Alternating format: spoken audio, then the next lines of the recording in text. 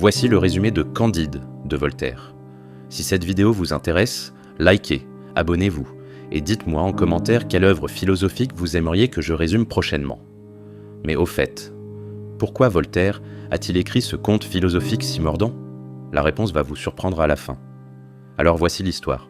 Candide est un jeune homme naïf qui vit au château du baron de Thunder ten Tronckh en Westphalie.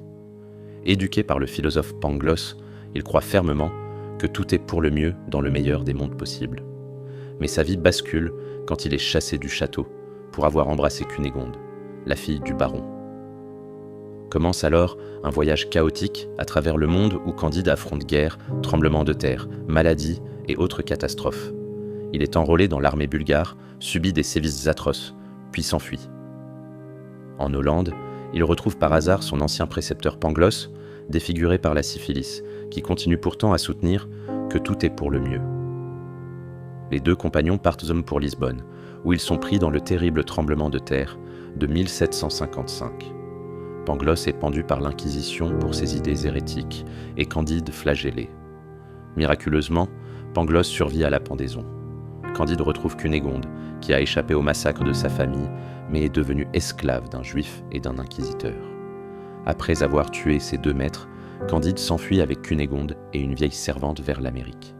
En route, ils écoutent l'histoire tragique de la vieille, ancienne princesse qui a connu les pires horreurs. À Buenos Aires, le gouverneur s'éprend de Cunégonde, forçant Candide à fuir. Accompagné d'un valet nommé Cacambo, Candide traverse diverses contrées d'Amérique du Sud. Il découvre l'Eldorado, pays utopique d'une richesse inouïe et d'une sagesse exemplaire. Ils en repartent chargés de trésors pour retrouver Cunégonde. De retour en Europe, Candide est escroqué plusieurs fois et perd progressivement sa fortune. Il rencontre un esclave mutilé, un savant pessimiste, des rois déchus. À Venise, il retrouve Paquette, ancienne servante du château, devenue prostituée, et le frère Giroflée, moine malheureux dans sa condition. Finalement, tout le groupe se retrouve à Constantinople. Cunégonde, devenue laide et acariâtre. Son frère, devenu galérien. Pangloss, toujours optimiste malgré tout, et d'autres compagnons de route. Désabusés par leurs expériences, ils achètent une petite ferme où ils décident simplement de cultiver leur jardin. Alors, pourquoi Voltaire a-t-il écrit ce conte si caustique ? C'était sa réponse directe à l'optimisme philosophique de Leibniz et de ses disciples. En 1755, le tremblement de terre de Lisbonne avait déjà ébranlé cette vision optimiste du monde.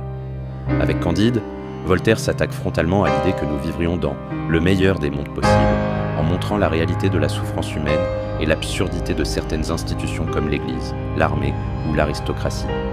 Cette œuvre reste étonnamment pertinente aujourd'hui, nous rappelant que face aux injustices et aux malheurs du monde, ni l'optimisme béat ni le pessimisme total ne sont des réponses satisfaisantes. La conclusion pragmatique de Voltaire, cultiver notre jardin, nous invite à l'action concrète plutôt qu'au grand système philosophique. C'est une leçon intemporelle sur la façon d'affronter l'adversité avec réalisme et détermination. N'oubliez pas de liker cette vidéo si ce résumé vous a été utile, de vous abonner pour d'autres contenus similaires, et dites-moi en commentaire quelle œuvre philosophique vous aimeriez que je résume la prochaine fois.